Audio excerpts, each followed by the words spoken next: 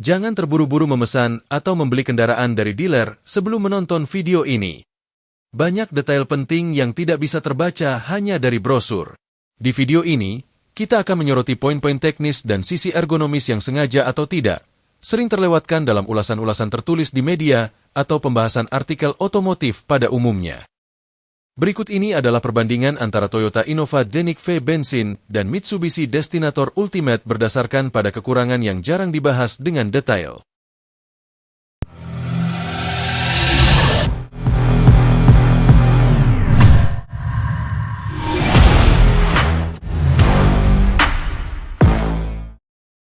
Poin kekurangan yang jarang terungkap. Selain data di atas kertas, ada beberapa temuan di lapangan mengenai kekurangan teknis dan ergonomis yang jarang dibahas di brosur resmi. Yang pertama, pada Mitsubishi Destinator ada isu soal mesin knocking. Meskipun spesifikasinya memperbolehkan RON 92, kenyataannya mesin turbonya sering mengeluarkan suara ngelitik atau knocking yang cukup parah saat akselerasi berat atau kickdown. Untuk performa optimal dan menjaga keawetan mesin, pengguna sebenarnya disarankan menggunakan BBM minimal RON 95. Lalu isu yang kedua yakni ruang mesin yang terlalu lowong, di mana pada Destinator terdapat ruang kosong yang sangat besar di area mesin. Hal ini berisiko menyebabkan penumpukan panas jika aliran udara tidak maksimal, sehingga kurang ideal jika ingin dimodifikasi pada bagian depan. Sementara, pada Toyota Innova Scenic V bensin terdapat penurunan kualitas material eksterior. Seiring pemakaian, terutama jika sering terpapar panas matahari, karet pintu Scenic cenderung mengeluarkan bunyi krek-krek di jalan bergelombang. Ini merupakan efek samping dari dimensi pintu yang panjang sehingga beban pada engsel dan karet lebih besar. Lalu yang kedua, terdapat masalah ergonomi di kabin, di mana layar RSC atau Rear Seat Entertainment yang melelahkan. Penempatan layar hiburan di baris kedua terlalu rendah dan tidak sejajar mata. Hal ini memaksa penumpang menunduk, yang berisiko menyebabkan leher pegal hingga mabuk perjalanan. Kemudian yang ketiga yakni kualitas armrest, di mana sandaran tangan atau armrest di baris kedua dirasakan kurang kokoh atau terasa agak loyo saat digunakan sebagai tumpuan tangan. Perbandingan utama Scenic V dengan Destinator Ultimate yakni jika kita melihat tabel perbandingan, ada beberapa poin krusial yang membedakan kedua unit ini meskipun harganya sangat bersaing di angka 482 hingga 483 jutaan rupiah. Namun untuk performa dan kemampuan tanjakan, Mitsubishi Destinator unggul telak dalam hal responsivitas berkat mesin 1,5L turbo yang menghasilkan torsi besar, terbukti dengan hasil tes tanjakan yang hanya membutuhkan waktu 12,7 detik serta grip ban yang lebih mantap. Sementara Innova Scenic V bensin menggunakan mesin 2,0 LNA yang karakternya lebih halus, namun akselerasinya cenderung lambat dan butuh usaha lebih di tanjakan yakni 34,4 detik dengan gejala ban sering spin kosong. Untuk kenyamanan dan kekedapan, dalam hal kesenyapan kabin, Destinator sedikit lebih unggul di angka 61,8 dB yang memberikan kesan lebih solid, ditambah kualitas audio Yamaha Premium. Namun, Scenic tetap memegang tahta kenyamanan keluarga dengan suspensi empuk khas Kijang, meskipun kekedapannya berada di angka 63 dB. Jika melihat fitur keselamatan, terdapat perbedaan kasta yang cukup jauh di sini. Destinator sudah lengkap dengan paket ADAS, kecuali Lane Keeping Assist. Sedangkan Scenic tipe V bensin ini sayangnya masih hadir tanpa ADAS maupun cruise control. Namun untuk akomodasi dan ruang, bagi yang mengutamakan kapasitas, Scenic adalah juaranya dengan kelegaan hingga baris ketiga dan kapasitas bagasi raksasa mencapai 857 liter saat kursi dilipat. Sebaliknya, Destinator memiliki keterbatasan ruang di baris ketiga yang hanya ideal untuk anak kecil serta kapasitas bagasi yang lebih terbatas di angka 496 liter. Jadi, sebagai panduan perbandingan ini, maka, pilihlah Innova Scenic V bensin jika prioritas utama Anda adalah kebahagiaan seluruh anggota keluarga melalui kenyamanan suspensi yang empuk, ruang kabin yang sangat lega hingga baris ketiga, serta ketenangan pikiran berkat durabilitas jangka panjang meskipun hadir dengan fitur yang lebih esensial. Namun, jika Anda adalah seorang pengemudi antusias yang mendambakan kepuasan berkendara, beralihlah ke Mitsubishi Destinator Ultimate yang menawarkan performa mesin turbo responsif, kemewahan teknologi modern melalui paket fitur keselamatan ADAS dan panel digital canggih, serta tampilan SUV yang gagah untuk Anda yang lebih sering mengandalkan kapasitas baris ketiga untuk penumpang anak-anak. Namun apa hanya itu saja kekurangan dua kendaraan ini?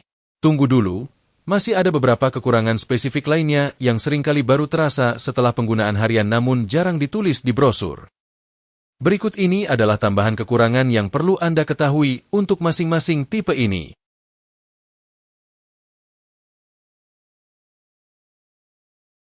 Selain catatan mengenai layar RSC dan karet pintu yang sempat kita bahas, ada beberapa poin kritis lainnya yang perlu diperhatikan pada Zenith tipe V bensin ini. Pertama, mengenai absennya fitur keselamatan aktif. Di rentang harga yang hampir menyentuh 500 juta rupiah, sangat disayangkan mobil ini belum dilengkapi paket ADAS seperti Adaptive Cruise Control atau Pre-Collision System, yang membuat fiturnya terasa sangat minimalis jika dibandingkan dengan kompetitor di kelasnya. Kedua, dari sisi interior, kesan mewah tipe V ini sedikit berkurang karena masih didominasi material plastik keras pada area dashboard dan door trim, sehingga hanya tertolong oleh pancaran ambient light biru di bagian plafon. Selain itu, karena dimensi bodinya yang besar dan berat namun hanya mengandalkan mesin bensin murni tanpa bantuan sistem hibrid, konsumsi BBM untuk penggunaan dalam kota yang macet bisa dibilang cukup boros, berada di kisaran 1:8 hingga 10 km per liter. Terakhir, meskipun sudah menggunakan teknologi LED, sistem pencahayaan utamanya belum adaptif atau belum memiliki fitur auto high beam secerdas para pesaingnya. Selain isu suara mesin yang ngelitik dan ruang baris ketiga yang cukup terbatas, ada beberapa catatan penting lainnya untuk Mitsubishi Destinator. Pertama, soal rasa berkendaranya. Meskipun dibekali mesin turbo, Mitsubishi menyetel transmisi CVT-nya dengan karakter yang sangat sopan demi mengejar kehalusan. Akibatnya, masih ada sedikit jeda atau rubber band effect saat kita menginjak gas secara mendalam sebelum tenaga turbonya benar-benar terasa. Kedua, dari sisi manuver, Anda harus lebih bersabar karena radius putarnya tidak selincah Zenith. Efek dari basis SUV dengan ban lebar ini membuat Anda mungkin perlu lebih sering maju mundur saat harus putar balik di jalan yang sempit. Selanjutnya dari sisi interior, tampilan layar head unitnya bisa terasa terlalu ramai atau overwhelming bagi sebagian orang. Banyaknya informasi teknis seperti G-force meter hingga altitude terkadang justru dianggap bisa mengganggu konsentrasi saat berkendara. Terakhir, meskipun paket keselamatannya sudah lengkap, perlu dicatat bahwa mobil ini belum memiliki lane keeping assist. Artinya, sistem hanya bisa memberikan peringatan jika mobil keluar jalur, namun setirnya belum bisa melakukan koreksi otomatis untuk menjaga posisi mobil tetap di tengah jalur. Penting juga bagi kita untuk melihat titik lemah atau kekurangan paling krusial dari kedua mobil ini sebagai bahan pertimbangan objektif. Jika kita meninjau dari sisi teknologi, Innova Zenith V bensin memang terasa cukup ketinggalan zaman karena absennya fitur keselamatan aktif, ADAS, serta belum tersedianya teknologi mesin hibrid pada varian ini. Di sisi lain, meskipun Mitsubishi Destinator sudah dibekali dengan paket fitur keselamatan aktif, sistem ADAS yang dimilikinya masih belum sepenuhnya lengkap karena belum memiliki kemampuan intervensi setir otomatis untuk menjaga posisi kendaraan di dalam jalur.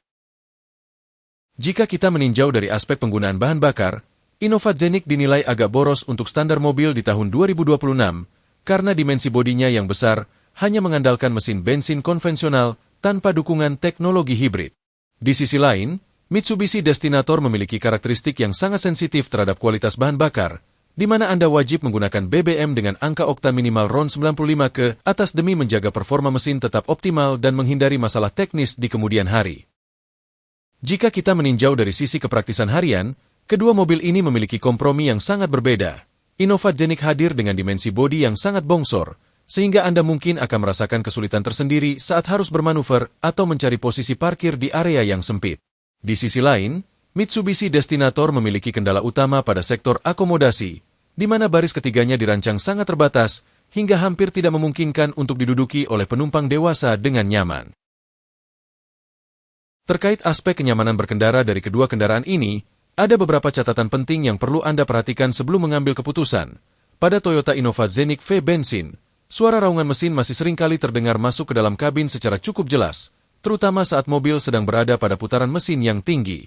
Di sisi lain, bagi Anda yang sangat memprioritaskan karakter suspensi yang lembut, perlu dicatat bahwa bantingan suspensi pada Mitsubishi Destinator Ultimate cenderung terasa lebih kaku atau keras jika kita bandingkan secara langsung dengan keempukan suspensi yang sudah menjadi ciri khas dari Zenith.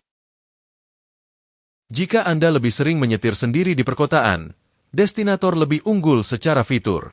Namun, jika Anda memiliki sopir dan lebih sering duduk di belakang bersama keluarga besar, Zenith tetap pemenangnya meski fiturnya lebih miskin.